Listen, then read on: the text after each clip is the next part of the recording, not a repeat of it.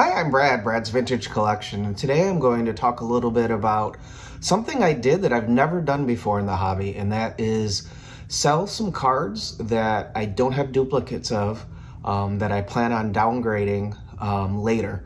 I've downgraded before, but I've always bought the card to replace it first. I've upgraded before and then sold off the lesser copy.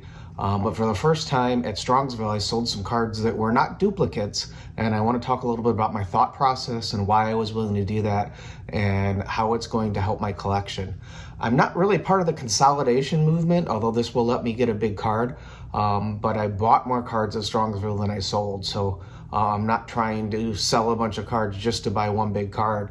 I'm still trying to keep a broad collection of the Bowman and Topps era Hall of Famers, mixing in a smattering of pre-war and then a whole bunch of oddball stuff. So keeping with my core, everything I bought at Strongsville adds to that core, and I'm closer now to finishing everything than I was before.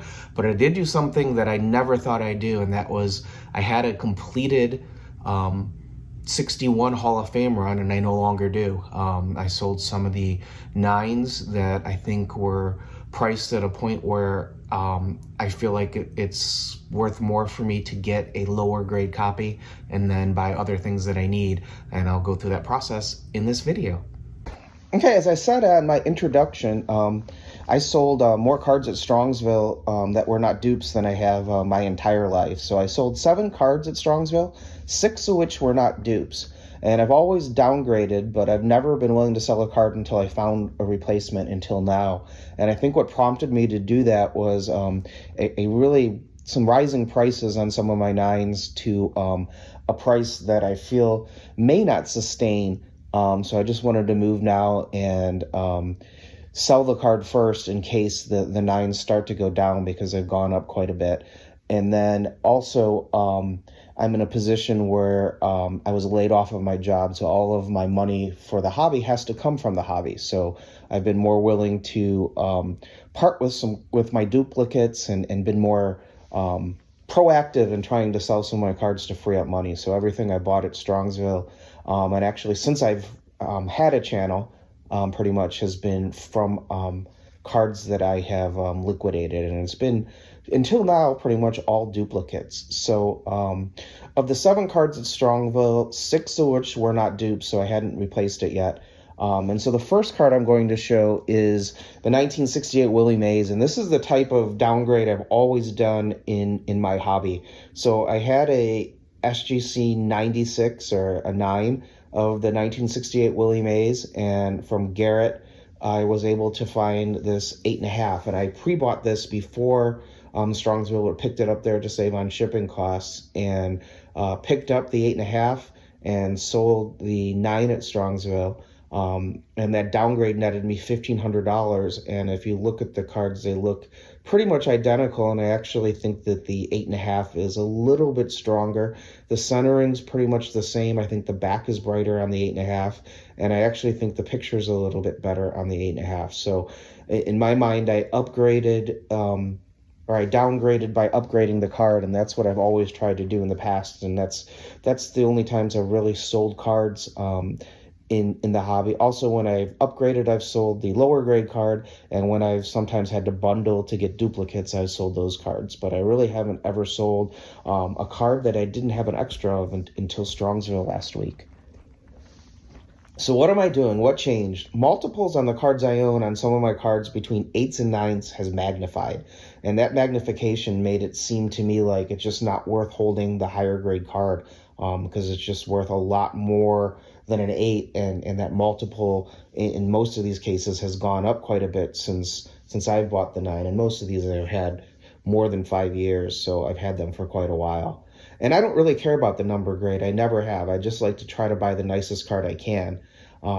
I believe if I'm patient, I'll be able to replace with a lower grade card that I'm still happy with. And in all of these cases, they're 60s Hall of Famers, so they're not cards that are impossible to find. And I know that I'll find a strong 8 or a strong 7 or an 8.5 or something that I'm very, very happy with down the road. It just kind of stinks to have had a 61 Hall of Fame run, and now I am 5 cards away from a 61 Hall of Fame run, so it's kind of weird for me. So starting off, this is one of 2 cards that were in my top 50 cards of my collection that I sold at Strongsville, and this is the 1961 Yogi Berra. And you can see the charts over 5 years in all cases from VCP that I have on here. And then I talk about 5 years ago and now, and what the cards were, the increase in prices in 7, 8, and 9s over that 5-year period, and what the multiple was 5 years ago between an 8 and a 9 compared to what it is today, and an 8 to a 7. So if you look at this, 5 years ago, in a 9, the Yogi went for $2,350. And now it goes for $5,100. In 5 years ago, it was about a $1,800 increase between an 8 and a 9. Now it is a $4,200 increase between an 8 and a 9. And I've had it for more than 5 years, so I didn't even pay that increase between an 8 and a 9 that's shown on this chart. But it's an easy number to get from VCP, so that's why I'm talking in terms of 5 years and not how long I've had the card. So the 9s have gone up in the last 5 years by 117%, the 8s by 80%, and the 7s by 51%. So not all of them have gone up the equal ratio. 5 years ago, a 9 was 4.7 times what an 8 cost, and an 8 was 2.7 times what a 7 cost. Now a 9 is 5.7 times what an 8 costs and 3.3 times an 8 to a 7. So if you look at it, the 9s have gone up much more rapidly than the 8s or the 7s have. And in this case, I just love this card. It was a beautiful card. And if you look at it, it's pretty much the perfect Yogi Berra card. And it's why it was easy to sell this at Strongsville. But I know that if I'm patient, I can find an 8 or an 8.5 or even a 7 that's going to look almost as nice as this 9 and may even look just as nice as the 9 if I'm patient and find the right one. So in this case, it was just worth it to free up some money for the hobby so I could buy some stuff at Strongsville and buy some stuff at the National while I am between jobs and only putting hobby money into the hobby. So it was a time that this made a lot of sense for me. And this card with that differential going up so much between what it was way back when I bought it and what it is now, it just seemed like it made sense for me to downgrade it and be willing to do it before I find the replacement, because I'm not sure that these 9 prices are going to hold long term. You can see on the graph how much the 9 went up over the 5-year period, and it has more than doubled in price, and I don't know that it's going to sustain at where it is. Next card is also from the 61 sets, and it's a multiplayer card called Al's Aces. And if you look at this card, I think this is really just a registry increase. 5 years ago, the 9 cost $2.99 and an 8 cost $29, and a 7 cost $4. Today, a 7 costs $14, an 8 $70, and a 9 $1,559. So if we look at the increase over the last 5 years, the PSA 9 has gone up 421%, the 8's gone up 145%, and the 7's gone up 292%. But if we look at the multiple between a 9 and an 8, 5 years ago that multiple was at 10.5. Now it's at 22.3. So really, it just seems insane to me that a 9 is 22 times more valuable than an 8. This card is very, very difficult to find centered, and it really doesn't come centered. So the top to bottom centering on mine was a little bit off, and it's off on all of the Al's Aces cards. So that's a typical 9 because it doesn't come more centered than this. So it's a very tough condition sensitive card, and for me, paying less than the 5 years ago price, it just seemed like I would never have paid what that card goes for today for an Al's Aces card. So it just seemed like one I was willing to downgrade before finding a replacement. And I may very well find a raw replacement looking through binders for set collectors, because a lot of people don't grade this card. So I think I'm pretty confident I can find a copy I'll be happy with for significantly less. And in case this goes down, I'm happy to sell it now at this multiple of 22 times what an 8 goes for. Next is very similar, the 1961 Baseball Thrills Walter Johnson. And for some reason, this one is way more expensive than the other Baseball Thrills in a 9. And if we look at what this has done, it's very similar to the Al's Aces. And I think it's a registry thing, and there's probably not a lot of 9s out there.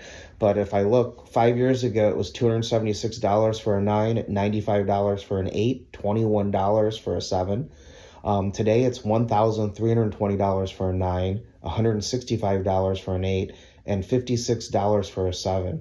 So the difference from an 8 to a 9 is $1,155, and I would never have paid that premium back when I bought this card. The premium was less than what it is today, and it's or what it was 5 years ago, and I just never would have paid that much of a premium to get a 9 over an 8. I just saw this card, liked it, thought it was a really good copy for my Hall of Fame set, and purchased it, but never thinking that this card would someday be $1,000 card. It just seems overpriced to me, to be honest, in the 9. And you look at the multiple, it was 2.9 5 years ago, and now it's 8 times as much for a 9 to an 8.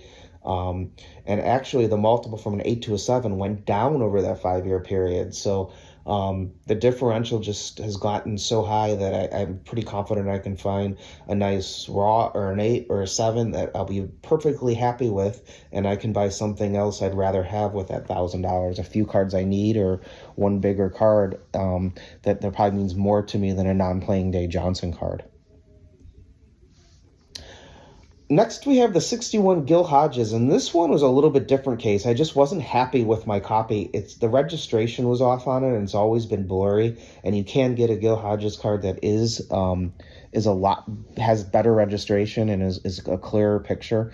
And it's one that I didn't buy in person. I bought online, and I bought it shortly after Gil became a Hall of Famer. I think it might have even been like the day he was a Hall of Famer, before the prices went up. Added that to my 61 Hall of Fame set, and you can see 5 years ago it was a $152 card, $862 and $730. Now it's $561, $135 and $70. But it's more not so much the multiple, and that $500 it's significant, but not like the other cards. But still picking up probably a $430, I can buy 2 or 3 really, really nice cards for my Hall of Fame run that I don't have yet for the price of this Hodges. And I can find a Hodges has better registration in a lower grade that I'll actually be happier with. So while I haven't found the replacement to this one yet, this was a case where I just didn't like the card that I had and had always planned on selling it. And so as I was doing this with other cards and no longer having my 61 Hall of Fame set complete, I was willing to part with this Hodges card. Next up, we have the 1961 Baseball Thrills Mickey Mantle. And so this one really hasn't gone up from 5 years ago, but I think I've had it longer than 5 years, and I don't think I paid nearly what it is today. But it's just a card, when I look at it, beautiful card, well-centered, great color, really. There's no flaws really in the card that I had, but without even showing a picture of Mickey Mantle on it, to me this isn't a card that's really important to have immaculate. It's more of a stadium shot and kind of the trajectory of the ball, and I think it's a really cool card, and I really like it, but without a picture of the player and a clear photograph of something that has a lot of detail, I just don't think it's something that really looks much better in perfectly centered than not perfectly centered. It's just a card that I can live with, a 7 or maybe even a 6 on this card. And so if I look at that differential, while this one is up, it has really gone down since 5 years ago. The 8's actually gone up, and the 9's kind of stayed the same. It's just a card where I felt like, for being able to get $1,000 for this card and being able to downgrade it to one that I'm going to never notice the difference, was just a no-brainer for me. So this is one that I also was willing to sell. And this next card is the big one, and this is the one that's going to allow me to get a big card in my collection. This is the second card that was in my top 50 cards in my collection. And this one I actually bought to bundle together. So I bought this card with a 1954 #1 Ted Williams in a 6.5, and I really, really wanted the Williams. and I couldn't get the price of the Williams where I wanted it. So I bundled in this Yastrzemski, which I thought I got a really fair price for, so that it was more appealing for me to buy the Williams. And I thought this was a beautiful card. It's perfectly centered, and really one I never thought I'd sell. But if you look at this, 5 years ago, this was a $7,000 card. I paid much less for this card when I bought it.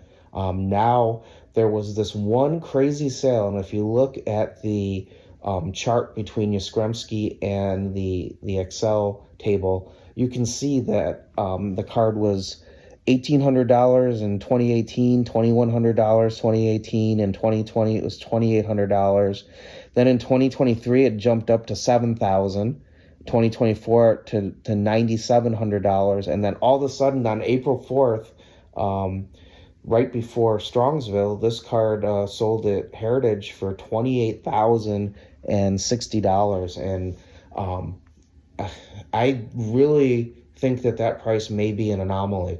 So I went to Strongsville, and I had a price in mind that I would take to lower the risk if this was an anomaly, and I was able to get that price. If I hadn't got that price, I would have consigned it somewhere and hope that the next sale was similar to the last sale. My card is much better centered, or the card that I used to have is much better centered than the one that sold at Heritage, but I was happy to get a good portion of that last sale and not take the risk that that's an anomaly, because that's just quite a jump. If you look at that PSA 9 graph, it's like a straight line up from that last sale.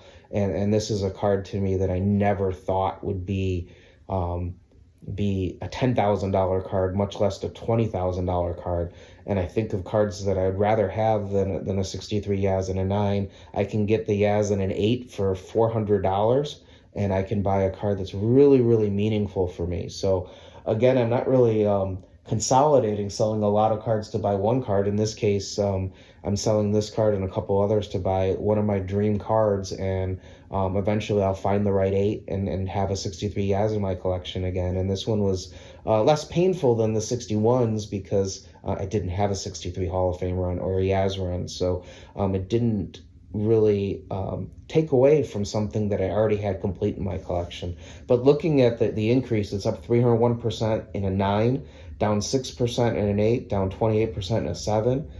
5 years ago, the multiple between a 9 and an 8 was 17, and I can assure you it was much less that I paid for it of a multiple. And now that multiple went up to 74 times the price of an 8 for a 9 in this Carl Yastrzemski. So this one to me was the biggest no-brainer I've ever had in my life to sell a card. And I just, with that last sale, I just didn't feel comfortable waiting until another card sold, just in case it went back down to where it was historically.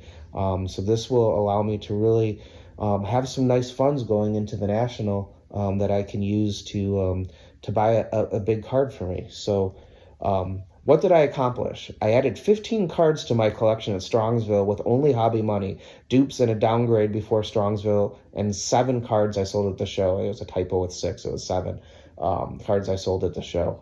And it gives me the ability to go after a dream card at the National. And I've identified that dream card. I looked for it at Strongsville and did not find the right one. Since I've been home, I've looked at all of them available through auction houses and eBay and everything, and the right one's not there. Maybe I'll find it at the National, maybe I won't, but someday I will find the right one. And the card that I've decided to go for is a 1951 Willie Mays rookie card. And when Mike, Baseball Collector, challenged us to find our 10 cards that we'd love to add to our collection realistically someday, this was one of my cards. I believe it was either number 1 or number 2 on my list. And having a Willie Mays rookie card is something that I only dreamed of as a kid. And with selling these cards, it's a reality that I can get one in a nice mid-grade Willie Mays rookie card. And I will find the right one. The one in this picture is a 5. If I'd seen this one, I would have bought it. The ones at Strongsville, I looked at all of the mazes at Strongsville. There was even a 7 that was out of my price range that I didn't like. There were a couple 6s, a couple 5s. The nicest one at Strongsville was actually a 3, but the corners were a little softer than than I would have liked. This card is plagued with a line that goes across it a lot of times, like a print line. I won't accept that. And it's got, it can be really brightly colored or it could be really dull. And I want to find a brightly colored, reasonably centered version with decent corners.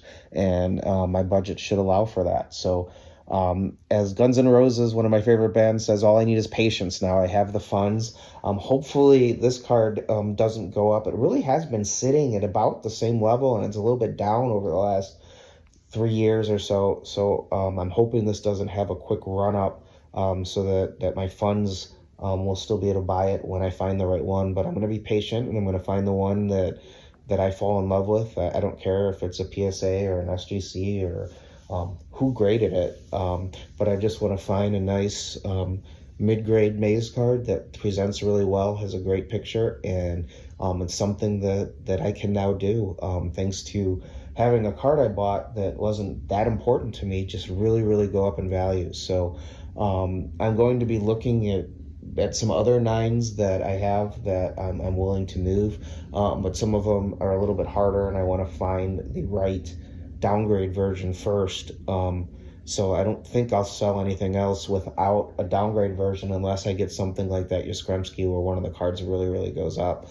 But it's weird. It's weird to go backwards and have something complete and not have it complete anymore. That's not the way I collect. And I'm sure I may get the moniker Flipper Brad from some people, but really and truly this is something I'm doing to add to my collection. Again, I'm not in consolidating. I still want to get all the Hall of Famers from the 50s and 60s, but I just don't need these particular cards in these grades with these multiples. I just feel like that the multiples have gotten too high, or my copy wasn't nice enough, or it's just not an important enough card to warrant the prices that some of these have gone up to. So I am very comfortable with my decision and what I was able to do at Strongsville. I've never left a show with more money than I went to it before.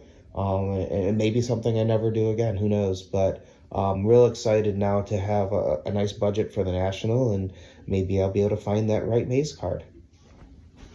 All right, I hope you enjoyed kind of seeing the process, seeing the cards I sold and kind of my thought process and why I was willing to part with some cards before replacing them.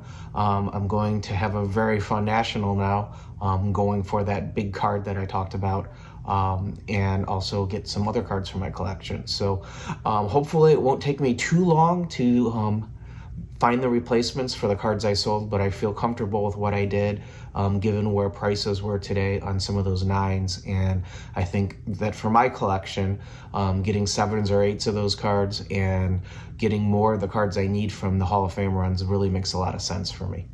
I hope you enjoyed this video and going through my thought process and some of the multiple changes that I've seen in the hobby on PSA 9s. And I hope you found this interesting. Remember, if you're not excited to add the card to your collection, you bought the wrong card. Thanks so much for watching. If you enjoyed this video, please consider hitting the subscribe button. Thank you.